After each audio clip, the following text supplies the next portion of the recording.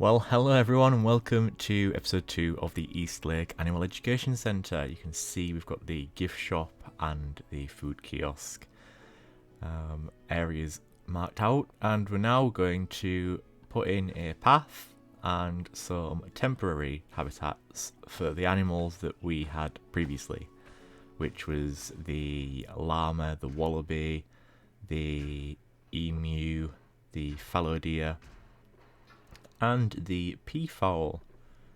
We're not doing the exhibits just yet. There will be a lot of episodes probably on the exhibit animals, because we're going to have all the exhibit animals, whereas we're not going to have all the habitat animals. So that's too small to begin with, so I do extend that, and we just move our animals in. It's simple as that.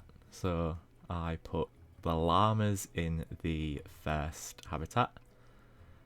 After building them a shelter, of course, it's worth pointing out. So the shelters, I wanted something that looked new, because obviously it is a new building, but temporary. So I've gone for this horizontal wood, I think it is, and it's just sort of a nice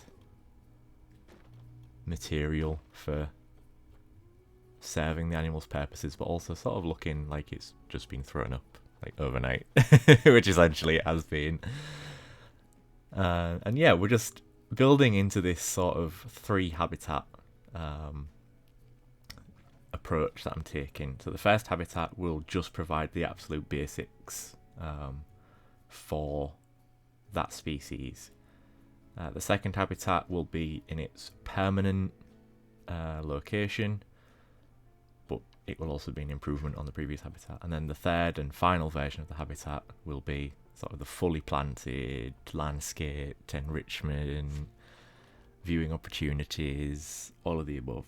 Most animals will go through this 3 habitat phase, because obviously we are, not at this very moment in the video, but later in the video, we are now working on conservation credits and money. We're not in unlimited, so we'll just build what we can afford, essentially. So unlike Dunswell Zoo, where I just go all out and build like really nice landscaped habitats, and it's really modern and big, and there's lots of enrichment and planting and landscaping and rock work and stuff. That's not going to be the case with Eastlake. It's smaller scale, but we're also working on a budget. And that's why I've gone for a 3 habitat approach, which is absolute basics, temporary habitat. And then the second version is that permanent location, still relatively basic habitat, but still an upgrade on previous. And then the third version is like the fully furnished, if you like, deal. Ignore the home phone ringing in the background. Every time I try to record, something happens. Ay. So, putting the bedding, the food, and the water in, and the roof, which was quite difficult. There is still some Z fighting, but I like how the roof looks. It does look nice and basic, which is what I wanted. And then just a little bit of terrain painting to remove this rock texture. Interestingly, the rock texture, I don't know if I mentioned it in the last episode, that's going to be for a land train, potentially. Technically, it's just a train. I'm calling it a land train. And that will go around the city zoo. Obviously everything's not as on top of each other as Dunswell Zoo is, and I don't want to build another monorail, so I went for a land train. It's going to be inspired by the train at Flamingo Land, which sort of goes round the animal section, if you like, of the zoo. It's a theme park and a zoo sort of together. What else can I tell you about what's going on? So I don't like how these episodes are at the moment, I'll be completely honest. I've fully tried to emulate ZHS Plays' video style, where he just sort of selects the best bits of footage and then splices them together. He's got that down to a fine art, and his videos are great. This just doesn't sit well with me from an editing standpoint. I can't sit here and edit the videos like this, so I think the next episode, we will return to how things are usually done, similar to Dunswell Zoo, where I'll do a speed build and mix sort of live sections in between. It just makes it a bit easier for me and speeds up the process, which should mean more videos technically, although work is due to be rather hectic after Christmas, so maybe prepare yourselves for a bit of a gap in videos. But again, just going for sort of trees what were in the existing habitats that we tore down, just to keep things fair, I guess. I don't want to give myself any advantage when we do turn the finances on, which does happen in this video. But yeah, it's a much smaller scale than Dunswell Zoo, this city zoo, the Eastlake Animal Education Centre. Completely different set of animals as well, because we don't have mods in this zoo. Not animal mods anyway, not prop mods either. We've got free build, and we've got a path mod. Other than that, that's it. And the path mod, I haven't actually used it in this map yet, so I could remove it technically. Here then, food kiosks. So we've got a little cafe, which we did in the last episode, but this episode's more of your sort of, this place rather, is more of a fast food sort of area where you'd go and get your chips, fries, and your pizzas and your hot dogs and things like that. There's going to be a couple of these sort of scattered round, but this is the one near the entrance, and I think I've gone for did I go for Mexcellente? And then Monsieur Frites and Pizza Pen, I think. No, I didn't go for Mexcellente. What did I go for in the end? No idea. Maybe the burger place, Monsieur Beef, if that's what it's called. I don't remember. So yeah, I think you can see now that we're on money and conservation credits, and that's because we didn't have these shops last time. This is a brand new edition, so I felt it was only fair that we took this out of the new budget rather than like with the temporary animal habitats. You know, we already had animal habitats. I just tore them down because they were dated, and the other ones are temporary. They wouldn't have cost much anyway. So the general theming then for this city zoo, the Eastlake Animal Education Centre, is very sort of natural and eco-friendly, but also very modern. So the conservation pieces are a godsend. They have come in really useful in this, and will continue to be really useful, particularly as we move into the sort of permanent housing for the animals. But the next episode, we're actually getting some new species in, which I'm really looking forward to, on a project that I'm calling the Octagons, which is 8 eight-sided habitats for 8 new species. They're all going to be relatively small species, but they are going to be themed, or linked rather. Obviously, we don't want to get loads of different animals and then wait ages to move some of them into their areas. Because I'm not doing it as like Dunswell Zoo is, where it's like Asia and Africa and Australasia and stuff like that. There's going to be a woodland walk in Eastlake, and that's going to be like woodland and forest animals. So things like the raccoon. I don't think that's a spoiler that raccoon's going to be appearing. The skunk, a reindeer, the wild boar, things like that. And then we're going to have like a desert area and so on and so forth. But yeah, I will show you the inspirations for certain areas.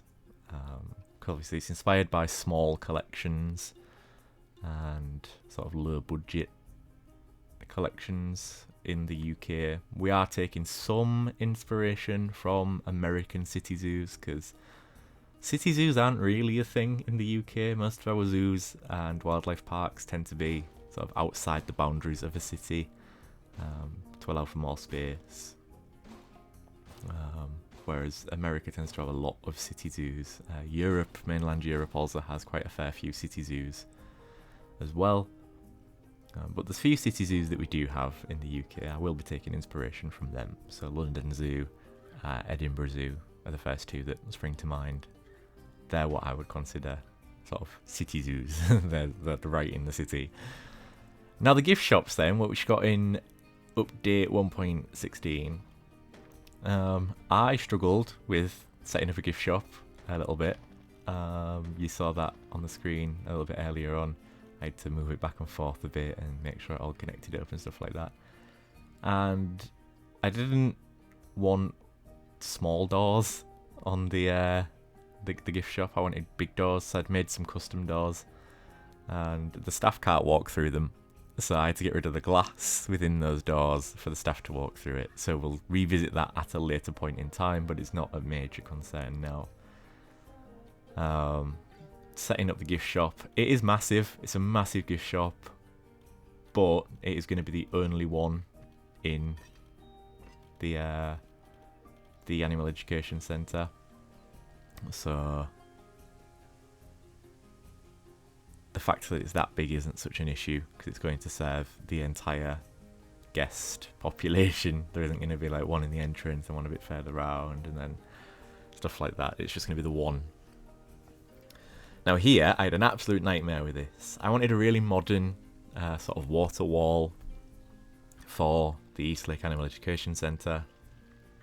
Rather than you just sort of walking in smack bang into a habitat, I wanted a nice water sort of wall, really modern, sort of decorative fountain, stuff like that.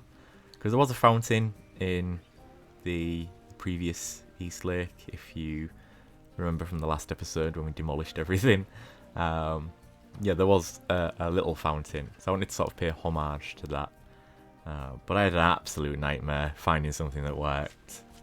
In the end, it was a lot of fiddling around with the water effects to find out at what distance the effect showed up and at what intensity and stuff like that. And I had to adapt the design sort of on the fly to get it to work.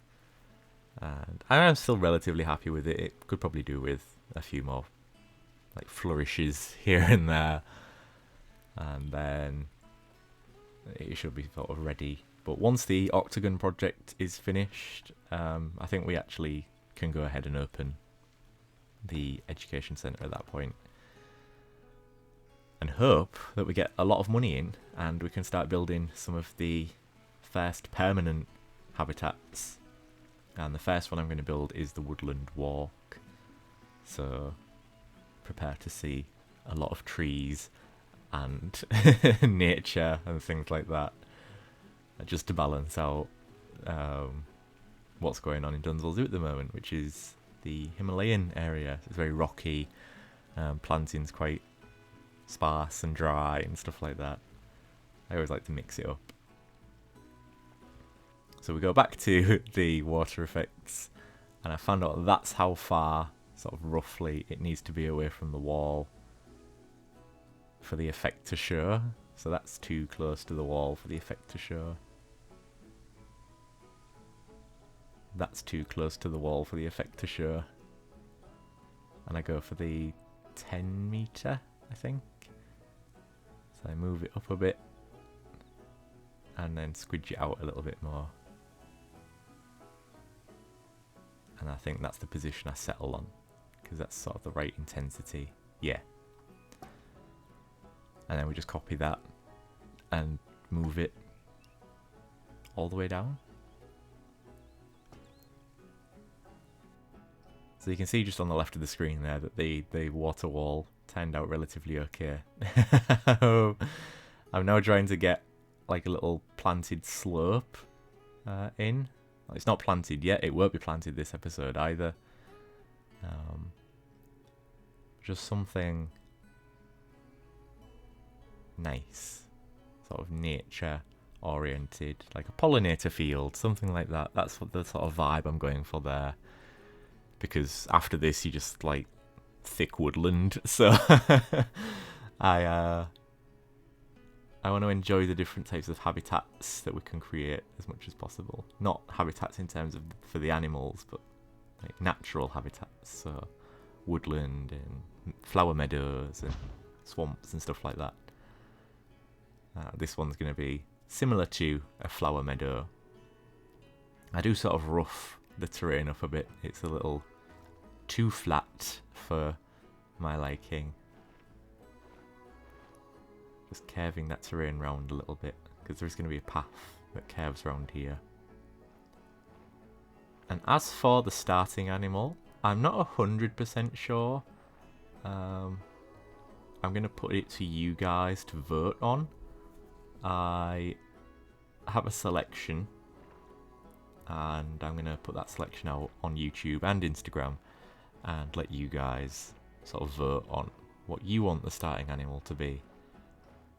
I have a theory, I have a feeling, a theory, whatever you want to call it, of which animal will probably be picked, but yeah, I'm not 100% sure. I was going to go for the fallow deer or the reindeer. We haven't got the reindeer yet, we'll be getting them in the next episode, but fallow deer we do have.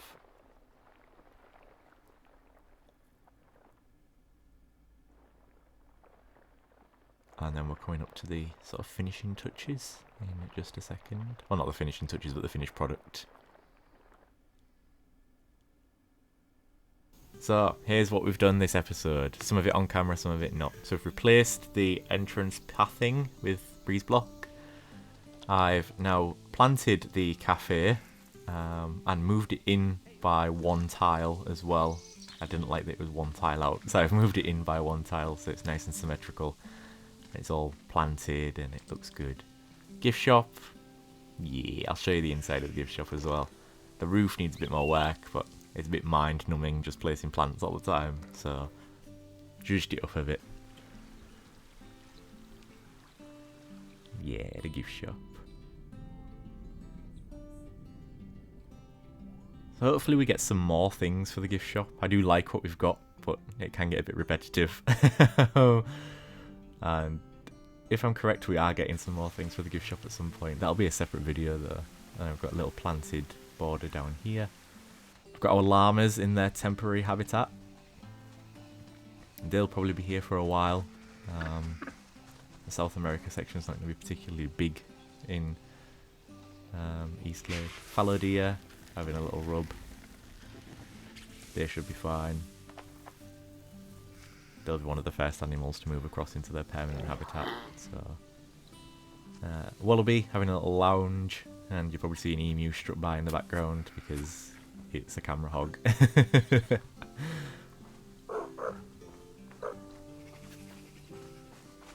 Yeah, the little Australia section in the zoo. And then the Indian peafowl. They'll be fine in a temporary habitat until we get around to the Asian section of the zoo. I say Asian section, I'm not doing it geographically, of course, but anyway, so this is probably the last episode of Eastlake before Christmas, so enjoy your festivities, whatever you're celebrating or not celebrating. The episodes will be changing moving forward. The date they release will be changing, and I'm not going to do the stop and start live section stuff. I'm just going to do a speed build, and then we'll throw some live sections here and there just to show you what progress has gone on. Thank you very much for watching. Please remember to hit that like button and subscribe to the channel. It really helps me out, helps the channel grow. There could be a lapse in videos. Work looks to be quite hectic for about a month and a half after Christmas, so I might not have a lot of time to make videos. So I do apologise about that, but it can't be helped. And yeah, thank you for sticking with this series so far. Thank you if you also watched Dunsmore Zoo. There should be another episode of Dunsmore Zoo coming soon. And I shall see you all in the next video. Potentially after Christmas, before New Year, or after the New Year. Who knows, but I will see you again. That much is for certain. Until then, my friends, thank you very much for watching. Stay safe, stay kind, and bye-bye for now.